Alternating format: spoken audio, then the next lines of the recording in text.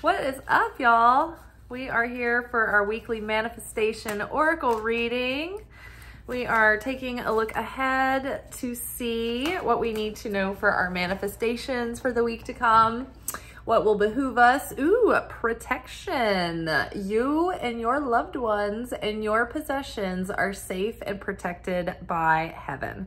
So this card usually comes up when there's some anxiety hanging around and the universe is just like wanting us to relax and assuring us that everything is fine and that no matter what appearances seem to be, that it's only an illusion and that things are okay, and that the more that we rest in our trust in the Creator and in Source to be our protector and our provider, then, you know, that confidence, that trust, that faith actually puts even more protection around us as well. So one of the secrets that I've learned about Kabbalah, or through Kabbalah recently, is that when we are speaking about the Creator to someone or out loud to ourselves, but we're speaking out loud about the Creator's goodness and greatness, then that is actually almost like a magic spell that puts like a protective circle around us. It gives us favor, it gives us protection, it gives us grace. So, you know, if you ever wonder, like, King David, you know, he's like really, you know, singing praises to the Creator all the time and like really intense and like going on, and he wrote all the Psalms about it. And it's like, oh yeah, you know, he was a king, he was at war, there was a lot going on, and these were more than just sentiments. These were, you know, protective practices as well. So that's a trick that you can use, or a tool, or what have you, or spiritual technology, is that not only are our prayers more powerful when we pray out loud, but actually, you know, saying, you know, speaking the Creator's glory out loud is also very protective. But yeah, I think that, you know, that's just some reassurance to not let yourself get worried or anxious about things. Just try to find a state of relaxation, because in the opposite direction, our anxiety and our fear, you know, can create chaos. It can stir up chaos because, you know, it's not just the fact that our minds are focused on, you know, the worst case scenario playing out, which could result in self-fulfilling prophecies. It's that when we start becoming, you know, nervous and anxious and afraid, we start making mistakes. We start becoming reactive, and then it's like a snowball effect, right? So just rest in the assurance that everything that you care about, all of you and yours, are protected and looked after and safe. Playtime. The dolphins know the importance of playing, as joy creates miracles and manifestations. So this theme has been coming up too recently, and it's like, it's very important that we are in a state of lightheartedness and joy, and, you know, not taking things too seriously, because that energy actually repels what you want to call in. So again, it's like reinforcing, like, don't worry, don't be like all work and no play, don't be nervous Nelly, try to get out and have fun and relax, and don't be obsessed over your goal, right? Or, you know, even when you are working on it a lot and putting all that effort in, try to make it fun for yourself. Try not to think of it as heavy burden or a heavy toil or a weight, but try to bring fun into however you're approaching your goal and the things around that. And also, you know, taking time to do things that have nothing to do with your goal, that are simply things that you do for fun because they lift your spirits and they get your mind, you know, engaged in something, and it allows your subconscious to come forward. And then you get all kinds of genius. You're in your genius zone. I know, like, when I was jogging today, like, I actually like running. It feels good to me to like go out and run in the neighborhood and look at the things and look at nature and flowers and trees and smell and all of that. And I love getting out. I think it's really fun. And so while I'm running, usually I'll have like these great ideas or awesome solutions come to me, or things that like strike my curiosity. But I think that, you know, just get in play. It's very inspiring, and it'll get your mind off of the control trying to control things, and it will, you know, because you can't be in a state of control when you're playing. It's the ultimate giving up control. And so when you're not constantly like obsessively thinking and hyper vigilant over your desires and your goal, but you can play and like, you know, put them down for a minute and go do something else and get yourself in a really high vibe like that, that's very magnetic. All right. What else? So yeah, it's like chill out, don't worry, have fun. I don't hate it. Don't hate it. Eee. Oh my gosh, y'all. I'm gonna throw the chair through the window. Soulmates, this has been coming up so much for so long. New romance with a spiritual basis is here for you now. So yeah, and I mean, even if this isn't, you know, something that's coming through an individual right now, you alone, our individual selves, I do this all the time. I like to be just in a state of romance. You can think about that in like a literary, like a literature sense, where it's not always about eros and like romantic love between two people.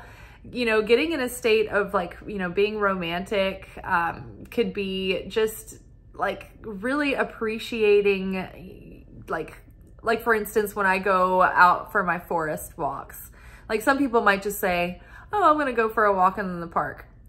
But for me, I'm like, oh, I'm going to go on a forest frolic and I might see some mushrooms and it's going to be very magical and I can't wait to smell everything and see all the ways that the leaves of the trees are changing, and you never know what kind of adventures you might get up to or who you might run into out there. And so to me, it's like grand adventure and it's always fun and there's like a liveliness to it, and the forest takes on its own personality and life of its own. So to me, that's very romantic. It's very whimsical, right? So get yourself in that state.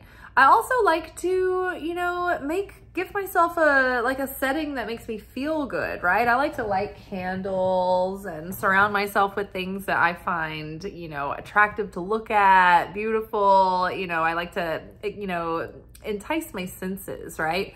So all of those are things that get you into a state of just being like turned on with life, you know, more so than just blah, drab, monochromatic, you know, going through the motions. So getting into that kind of spirit makes you magnetic, and it attracts more of that. And it helps you relax your guard so that you can start opening up your heart to life and to friends and to family and to people and to opportunities. And then, you know, that will attract romance in as well. Now you have to be discerning, because when your heart's open and you're attractive, it's not like you can be like, okay, I'm only going to attract this, I'm not going to attract that. The unsavory characters will be coming as well. They'll probably pushing themselves to the front of the line. So, you know, don't be overly open or just trusting to just anyone, you know, be discerning about that, but don't feel like you have to close off and protect yourself. New romance with a spiritual basis is here for you now. And also, you know, when we think about like our ideal partner and the qualities that we hope that they will have, I think it's also good to really get in mind, like what do you want to offer your partner? What qualities are you bringing to the picture? And do you embody the same things that you expect from them, or like the equal, you know, as far as like, maybe some things are more masculine and some things are more feminine and you're one or the other. And so maybe you're not exactly the thing that you want them to be, right? But you're going to be that equivalent thing that like matches that or answers that for them. So think about, you know, not just getting clear about what you want in a partner, but what you are bringing to that partnership. And then in the meantime, it's like you can work on those things now. You know, I love reading like relationship books and things like that. You don't have to be in a relationship and you don't have to be having relationship problems to read relationship books. It's good to go ahead and read them now. That way you set yourself up for a successful relationship and you can avoid those problems from the beginning. Let's see. The other cards that came up with that were positive energy. Surround yourself with positive people and situations and avoid negativity. This has come up a few times in recent weeks, and I think it's just, again, we are, you know, we've been purging and purifying so many of the areas of our lives, and so many, we've been, you know, purifying our thought realms and our emotional realms and our energy. And so we've been detoxing out of low vibe, you know, negative, destructive thought patterns, self-defeating thought patterns. And so we want to make sure that we're keeping our environment clean, and we don't want to surround ourselves. Like, if you know that there are groups of people that you are around that make you feel triggered or bad, or like you feel less than, or like you have to compete to keep up, or maybe there's jealousy, or maybe there's frenemies, or maybe they talk about you or whatever, it's like, then you're just going to be part of a crowd and fit in. You don't have to keep doing that. Like, you need to start making space to curate more like supportive and nurturing and positive people and influences in your environment, because you've worked so hard to curate and to create a life that's, you know, emotionally healthy and functional. And so you don't want to do all that work to only have it undone by people who are negative and putting negative energy around you, you know, negative projections on you, evil eye, evil tongue. You know, you want to keep your energy pure, but you also don't want to put yourself in situations with untrustworthy and unsavory characters either. And then also, you know, when we talk about our dreams and our goals to people, not everyone gets like our vision. They don't know, you know, all the things that we know about this idea, right? Or this strategy. So everybody's got an opinion, and they might kind of shit in your cereal, and they may not even mean to be like super negative or dash your dreams, but people just aren't really aware of themselves, and they can't wait to tell you all about their expertise that they don't have about everything that you're doing. If you're writing something, they're like, that's great. Why don't you do this in the story instead, right? It's just like, everyone's an expert. Everyone's a critic.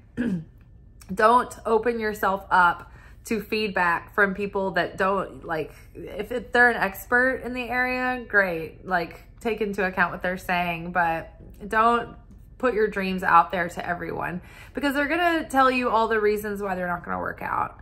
Or, you know, oh, my friend did that and it didn't work, blah, blah, blah, blah. Like, loose lips sink ships. So keep that energy inside. Also, Kabbalistically speaking, when we talk and talk and talk about our goals, we are spending energy, and we're taking energy that we haven't earned. And so that creates chaos as well. And so here's an example. Say you are, like hanging around a bunch of friends, and you got one friend that's always like coming up with an idea, and they're like, ooh, I'm gonna do this, and they start talking about it, and you know that they're never gonna plan to do this, it's never gonna happen, but they just love it, like talking about, you know, a big idea. And so everybody will be like, oh, that's so cool, what a great idea.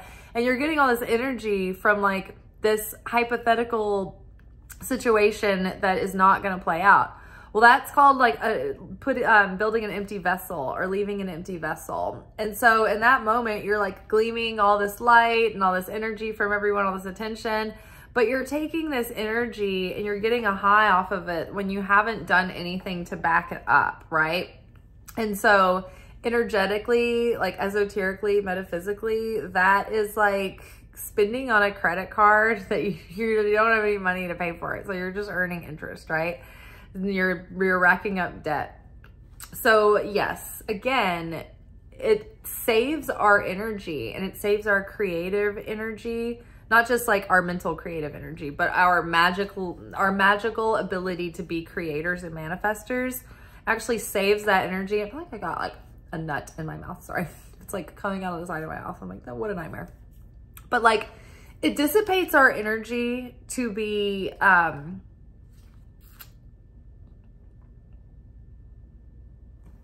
I lost my train of thought.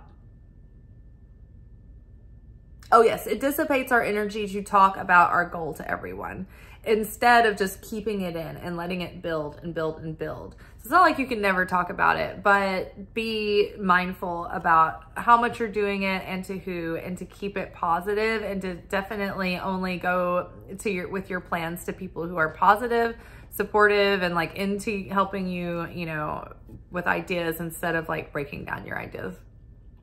Pay attention. Notice repetitious signs in your inner guidance, as this can yield valuable information. Signs and synchronicities came up in our, I believe in our Lunation workshop. So in the full moon, Gemini full moon tarot and oracle workshop, one of the cards that came up was talking about paying attention to signs and synchronicities, and maybe not misinterpreting those. But pay attention if you keep seeing repetitious things or weird little like kismet things coming together. Pay attention, because I feel like we're gonna have, very soon we could have big breakthroughs or big turning points or big shifts or big steps forward in our goals and in our dreams. And so it's the universe is gonna give us these little signs, right? These little sparks leading us in that direction as we get warmer and warmer, and as it gets closer and closer, trying to like lead us into that intersection point with our dream. Well, all right, you guys, let us review real quick. We've got protection. Don't worry, everything that you love, you and yours, that is protected. Let go of the anxiety. The anxiety will only slow things down and hold you back and create chaos. So letting go and surrendering and getting into a state of play, have fun, that demonstrates certainty and faith in the creator. And faith and certainty the size of a mustard seed can move mountains. So it's going to alleviate the pressure and the tension and the friction in the situation and allow for more flow and movement. You know, be on the lookout. You could have a soulmate coming in very soon. So, you know, the best thing that you can do in the meantime, or in any time, is just continue to do the inner work on yourself, work on your life, work on your home and your finances, and take care of all that business now, right? Tie up loose ends, like make yourself available so that when love does show up, you don't have a bunch of crap weighing on you. You're not like run around and spread thin and stressed out. It's like, you're like, oh, I'm in a good place. Like, I just got finished with all my laundry.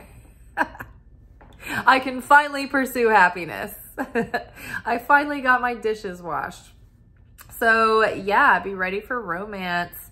Surround yourself with positive energy. Keep things optimistic. Keep your expectations high. Keep your vision big. Don't limit yourself. Don't sell yourself short. Don't be pessimistic. Things are going well, but you have to believe they are, and you have to like stay in that mode. And then pay attention to the signs and synchronicities. Divine guidance and support is here for us at all times. It's just we are the ones that turn ourselves off to being able to receive that. So be paying attention. All right, y'all. I hope that you have a great rest of your day or evening or whenever you're watching this. And I will see y'all in our next reading for our alchemy message, where we go deeper into the process of the spiritual lessons that we've been working on this week. All right, y'all. Ciao.